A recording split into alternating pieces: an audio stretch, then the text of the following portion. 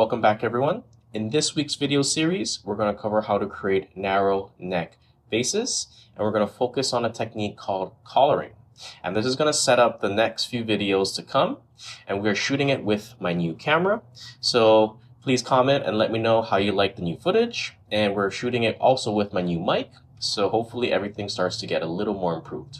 So sit back, relax, and let's get started. We got our 2.5 pound ball, which is slightly over a kilogram. And we're gonna go get this centered, turn it into a cylinder, and then make it into a narrow neck vase. So we're gonna go ahead and get started. Do our first few techniques by rolling it to get that point, get it on the bat, compress the outsides to get it stuck, and then blend and center.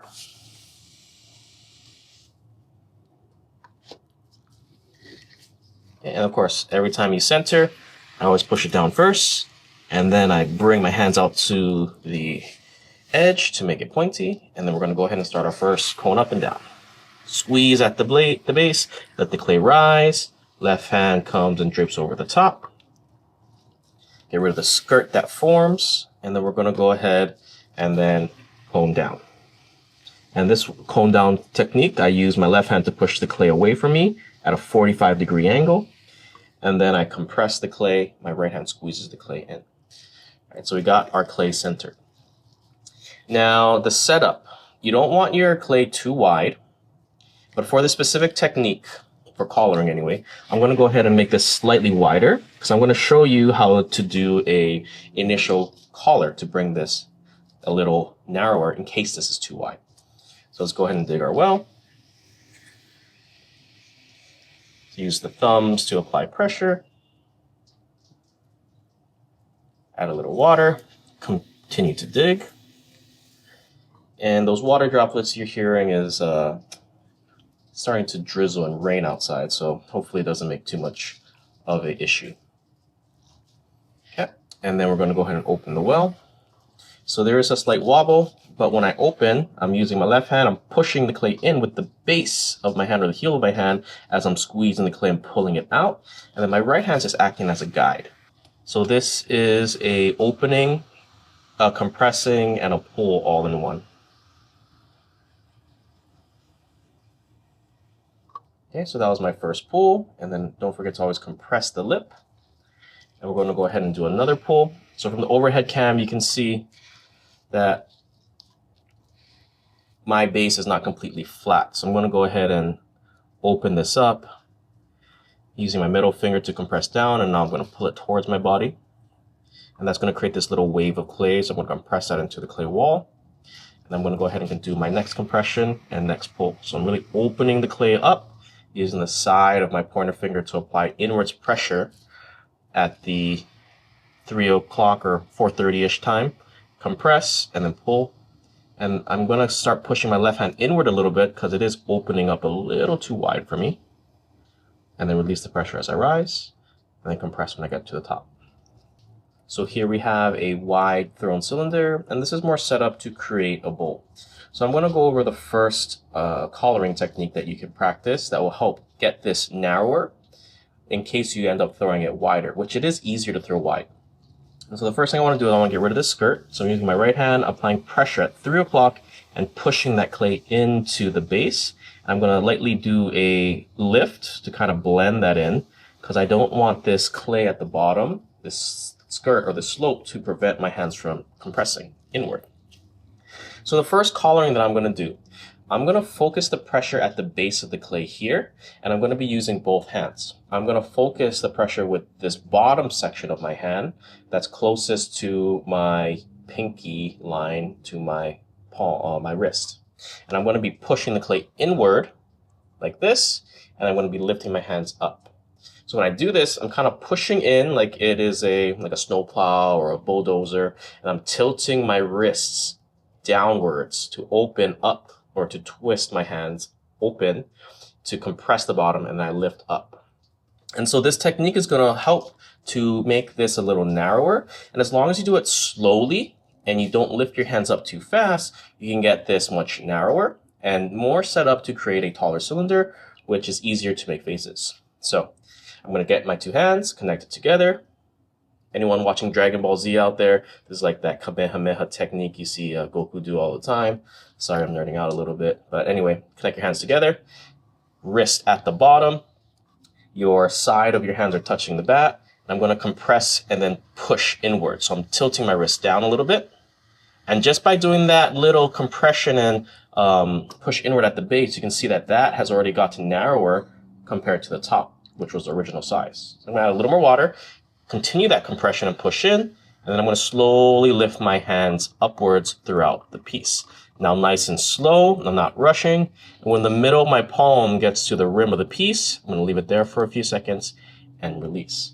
So that technique allows you to really get the clay from the bottom and distribute it upwards throughout the pot, and it gets significantly taller as well. So whenever I throw taller cylinders or more clay, I tend to throw a little wider and then I compress and help me get that initial height. And so now you may notice that it got a little wobbly. I'm not too worried because I can always cut that off. And I'm going to go ahead and start my normal pulls at the bottom. So I'm not going to collar anymore for now because I'm just going to get this a narrow cylinder so I can pull it up. So one recommendation when you throw taller, narrower cylinders, the width. You do not want to go narrower than the width of your knuckles, because if you go narrower than the width of your knuckles, your hand cannot fit inside anymore. And now you can always make it narrower later, but initially as you get your height, you want to make it wide enough where your hand can fit in, but not too wide where it keeps opening up like a flower. So it's the perfect width. It's matching the width of my knuckles. And so I'm going to go ahead and twist my hand so my pointer fingers are right here around 4 o'clock. And I'm going to do the push out, push in, and pull up. So my left hand is pushing out. You can see this bump start to form. My right hand pushes in underneath the bump. I'm going to compress both hands into each other to really squeeze that clay. And then I'm going to go ahead and do my first initial pull. And as I pull up, I want to make sure that the clay is not opening up wider as I pull. So I'm dialing back my inside hand pressure. That's my left hand if I notice that the clay is getting too wide. And if it goes narrower like a volcano, that's fine because we can always make it wider. It's easier. So that first pull went pretty much vertically up. And so I'm getting this set up nicely for the narrow neck. So I'm going to add a little water, do a compression. And then one thing, this is starting to flare out a little bit. So to even help you ensure that this doesn't flare out more, you can collar this in a little bit. So this is our first collar technique where you make 2 C's with your hands and apply pressure with this part, this surface of your hand inward. So you squeeze the clay and you lift up. So it's very similar to like choking. Like somebody, I know that's a horrible analogy, but for anyone who watched The Simpsons, you always see Homer Simpson choking Bart. And this is that kind of, if you can imagine what it would look like, this is what the neck would be, and this is the shape that your hand would be. So you lift up and you go slowly. I'll dive into more collaring a little later, but that was that quick introduction to the first collar above the base. And so what happens is when you collar inward, if you make it narrower as you start your pull, the odds of this opening up are a little less. However, if it's narrower than your knuckles, it's always going to open up slightly as your hand goes in. So I do want to collar in just a little bit, and that's going to help the clay from not opening up too much. And I'm going to do my next pull.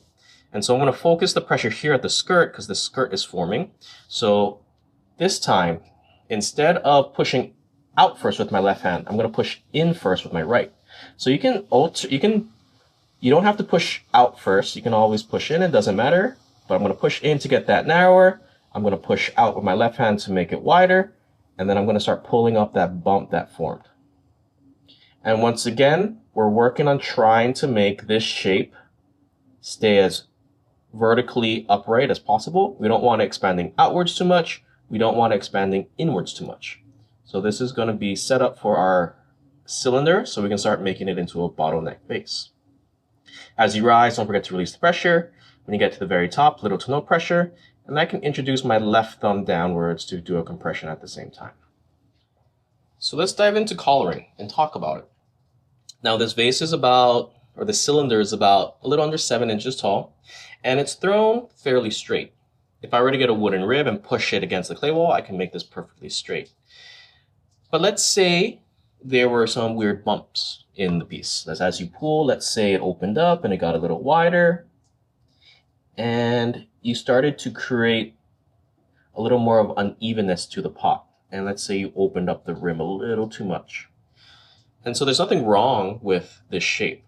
But if you wanted to get it back into a cylinder and more compact, you're going to have to do something called collaring. And so we briefly touched upon it, where you basically choke the clay, squeeze inward, and let your hands rise to compress the clay to make it back into a narrower shape. And there are multiple ways to hold your hands, and depending on what you're collaring, where you're collaring, you're going to adjust your hands. So the easiest way to collar is you basically just make 2 C's with your hands, compress the clay inward, and hold it there until that width gets to the narrowness you want, and then lift your hands up. So that looks something like this. And of course, you're going to want to have your clay and your hands wet so that it doesn't get sticky. And I'm going to collar this section inward so that the rim becomes the same width. So once again, I make 2 C's with my hands, squeeze in, let the wheels spin, and I slowly lift my hands up. And the rule of thumb, when you lift your hands up or down, you want to keep your hands at the same height for at least 2 full rotations before you lift up, and that's going to reduce any wobbles that may occur, or spirals. So that is the most common way to collar. And if you look at my hands and where it got clay on it, you can see that not every surface touched. Now that is the easiest, but sometimes you need a more delicate touch, and using too much surface area can cause the clay to stop spinning in certain locations and creating twists. And I'll talk about that in another video on some clay tips and tricks. So that is the easiest way to collar where you make 2 C's. Now I'm going to show you another way. And let's say we wanted this neck a little narrower right here and wanted this flared. We don't want to really touch the top. Another way to collar is I throw up these kind of like weird, I call my students these weird gang signs. I know nothing about gangs, but they kind of look like B's and D's made with your fingers. And when you touch the clay, you're touching it with 6 points of contact. 1, 2, 3, 4, 5, 6. And the benefit of collaring like this, it allows you to touch the clay with less surface area. So the odds of you drying the clay out in that specific spot is a lot less. Now, this is not the best to drag from bottom to top because your hands can get fatigued and can hurt. And this is better for spot collaring, where you want to just collar a specific spot. And then you slowly release the pressure so you can create little necks like that. So that's another way to collar. And all of these ways to collar are just different techniques that I've learned over the years that kind of help me achieve what I'm going for. The other way to collar that we kind of touched upon in the beginning of the video is really pushing the clay inward and then lifting your hands up. So let's purposely throw this off center. So let's say you had a bunch of these wobbles in your piece and you want to center it out. You could use a rib to help you, or you could do this collaring technique where you push the clay in and you lift your hands up. So just like how we talked about in the beginning of the video, you put your hands together, push inward, and then this time we're not tilting our wrists downwards, we're just pushing in and lifting.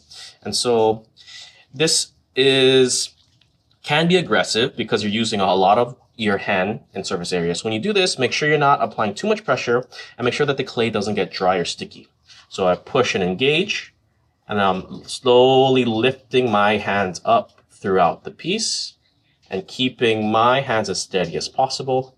And when you do this, don't keep your hands floating in the air like how I am. Anchor it to either your splash pan or your legs as you're learning how to do this technique. Okay, so that's another way to collar where you're using your whole hand. Now that technique can also work with your 2 C's, but when you're trying to collar or recenter a really large surface area, sometimes it is better to use your whole hand. You just got to remember, because it touches your whole hand, your clay cannot be too dry, your hands cannot be too dry, or if it does dry out, it's going to get sticky and it's going to get more wobbly. So those are the main types of collaring. And you could even collar with just 2 fingers if you want, by squeezing inward and lifting. So basically, whatever technique and method you choose to collar, it's up to you. And I will give some tips and tricks on where I think it's the best to apply. And so the best way to apply this bottom one is when you want to either recenter your wobbliness, or you want to create it narrower by squeezing at the base and lifting up. When you're doing the C's, that's better to focus collaring on a specific area. and slide up. If you're doing the gang sign, that's good for doing it at one specific spot. Or if the clay is really thin and delicate, this is a little better because it uses less surface area. But anyway, we have our piece thrown. I'm going to do one more pull before I start shaping this into the narrow neck vase. So I'm going to get the clay wet. And then my hand, I want to make sure that this part of my hand is also wet because that's going to be on the inside of the piece and I don't want it too sticky. And I'm going to go ahead and do one more pull. So now that the piece is a little taller, I'm going to have to get my left hand and really elevate it. So I'm making a 90-degree angle where my elbow bends. You can't see it because it's off camera, but we can talk about that in another video when we throw taller. And I'm going to be, I don't need to really push out because we already have a quick, a wider bump here. So I'm just going to push in a little bit at the base. And this time my left pointer finger is pushing down into the sponge to compress the clay. And then I do another pull up. So I can talk about that specific pull a little later. That one's a little more technical, but it really helps to get the clay from the base distributed up to the top. And so now as I'm creeping up towards the top section, I'm releasing the pressure. My left finger starts coming and touching the sponge at the rim, little to no pressure at all, and then I release. All right, so this is pretty set up for my bottleneck vase. And I'm gonna go ahead and soak up the water from the inside first. So I take my sponge, I kind of hold it like it's a chopstick, like my fingers are a chopstick, and I'm just gonna fish out and soak up all the water from the bottom. And whenever you throw a narrow neck vase, you want to make sure that your inside is perfectly set first. Because as you make this narrower and tighter, it's going to be much harder to get your hands in, especially if there's water in there. And you might need a specific tool with a stick and a sponge at the end to get water out. So always get that water out before you go ahead and start shaping. Okay, so now for the shape. I want that more bulbous bottom. I'm not going to make a bulb vase just yet because that's a little more technical. But we're going to work on getting this a little more like a egg shape. So right here, this natural shape right here, I'm going to leave because that looks nice. And so I'm going to start pushing out right here with my left pointer fingers and my middle finger. So my left hand looks like this on the inside of the pot. And I'm just pushing out and then lifting my hands up just like that. My right hand is just supporting. And so I'm just going to create this little bulge here. And I'm not too worried at the very top yet because I'm going to be collaring and shaping that later. So we're working on getting the base and then the belly of the pot shaped first so that I don't need to worry about that. So I'm going to go back to the bottom here. I'm going to expand that shape out a little more. And then right around the middle section, around midway up the pot, that's where I want the fade and the transition to go from the belly to the neck.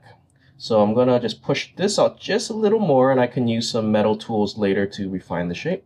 But I'm just getting the basic outline. So this is kind of like sketching in clay. So right here, I'm gonna focus the collaring because it is getting a little wide. You can see my top's getting a little wobbly. So I wanna get this narrower. And we're gonna go into using those same collaring techniques we talked about earlier. So the first thing you want to do is squeeze water and get water on the outside without getting on the inside. So I take my sponge and I squeeze right here on the outside of the wall. And my left hand is basically catching the water, distributing it so it coats that top section. Then I get my hands nice and wet. And then I'm going to start collaring. So this one, I'm just going to do the 2 C's. I'm going to push in and then I'm going to start lifting my hands up. So when I do this collar, I'm pushing in, creating and squeezing the clay to the width I want, and I'm slowly sliding my hands up.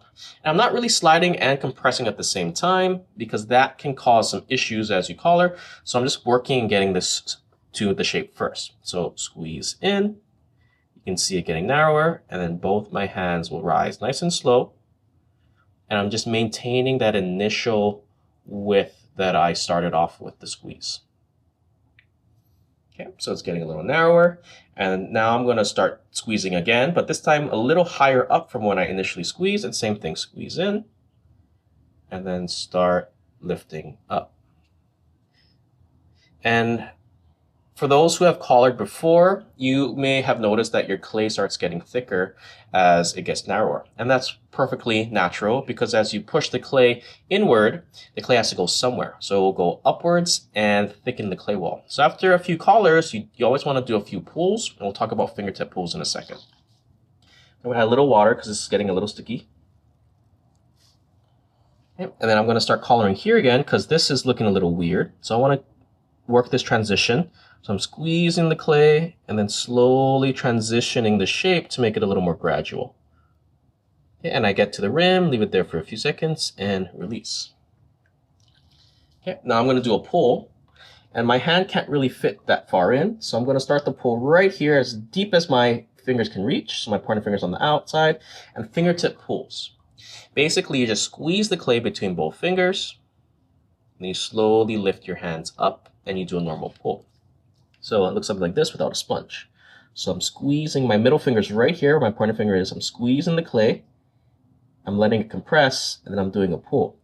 And with this pull, I can actually shape the clay as well, and I can kind of manipulate it and kind of push it where I want it to go. So this fingertip pull was both a thinning and a shaping pass. Okay, but I did create throw lines, so I'm going to get rid of that as I'm collaring in. And so now you basically just keep squeezing the clay inward and pulling as it gets thicker until you get the final shape that you want. So I'm going to go ahead and do a few more, and this time I'm going to go a little more aggressive now that we talked about how to collar. And this time I'm going to squeeze and compress as I rise. And as you squeeze, if you notice that it gets narrower, and it gets too narrow for your hands to go side to side, you will have to stack them like this so that you can get really narrower. So you can get even narrower. So I'm going to go ahead and offset them, really squeeze the clay, and I'm going to squeeze more as I rise.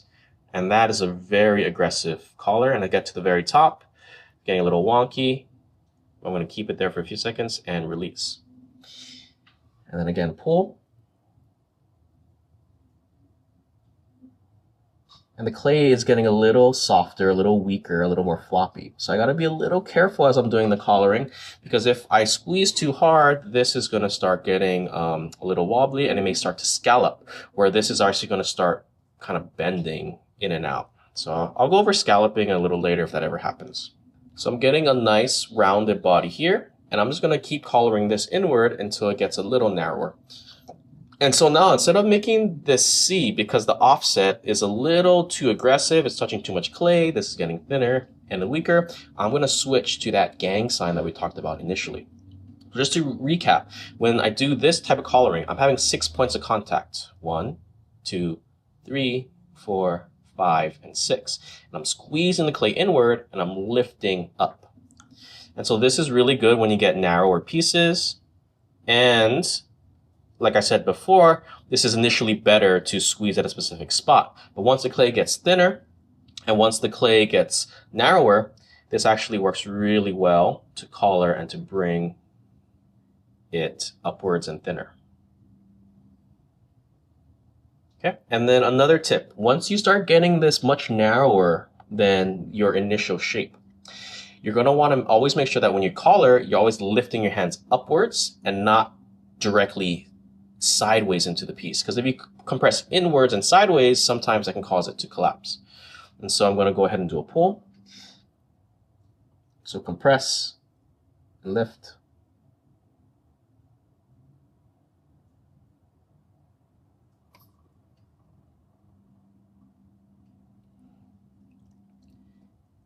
And then do another collar here.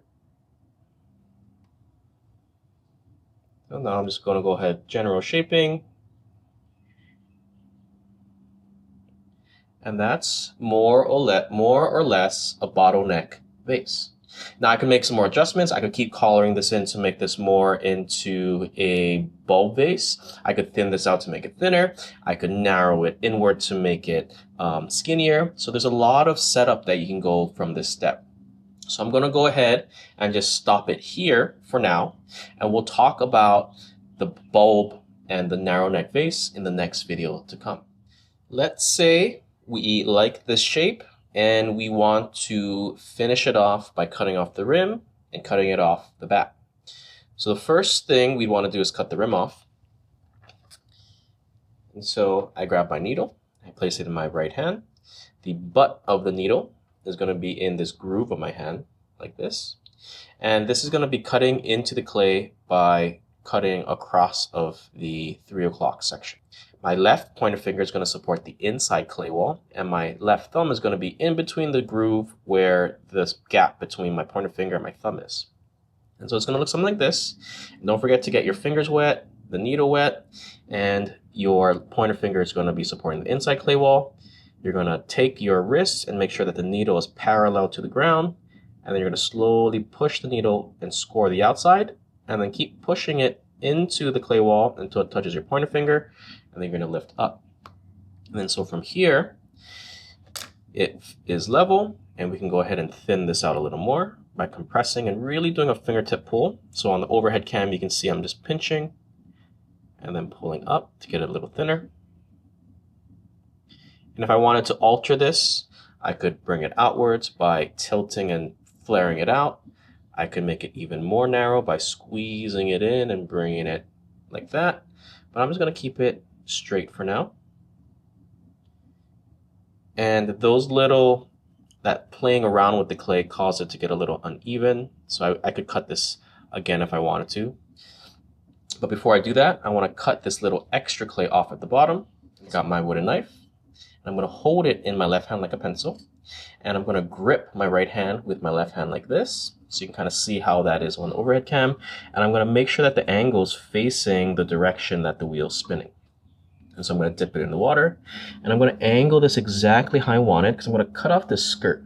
And so to kind of show you a little bit of how it works, this blade should face the direction that the wheel's spinning. Choose the angle that you want to cut. In this case, I'm going to do this just to show you. And then I'm going to just slice and cut into the base until it hits the bat. And then after it cuts that out, I'm going to take my needle, place it on the bat, and push it and cut through the bottom until it reaches that groove I made. Then I stop the wheel, slice the ring, and I peel it away. And you basically keep doing that until you remove the excess clay that you don't want. Now this is optional, and you can do this in the trimming stages, but it's a nice little technique to do so that you can see the overall shape before you cut it off. Now you don't need to keep cutting it in from the outwards and working your way in. You can go ahead and cut exactly where you want from the beginning, but sometimes it does help to cut a little bit off first and then come in and cut this a little later. Now this can mess up the base of your piece if you're not steady, so just make sure that when you do this, you practice on a piece that you're not too attached to first. So I cut that excess off, put the needle on the bat, slice underneath, and trim it away. And I take my wooden knife and I just scrape away all the excess. Now this vase is more or less done. I would wire it off, let it dry out, and then it'll be ready to trim. And we'll cover how to trim something like this that has a delicate narrow neck with the next video, and that will cover how to use a chuck. However, I am going to transform this into a more bulbish and narrower neck, and that's going to also come in the next video. So we're going to keep it as is, and if you want to see that happen, please don't forget to like and subscribe. That helps to grow this little channel and allows me to create more content for you guys. Thank you for watching, and I hope to see you in the next video.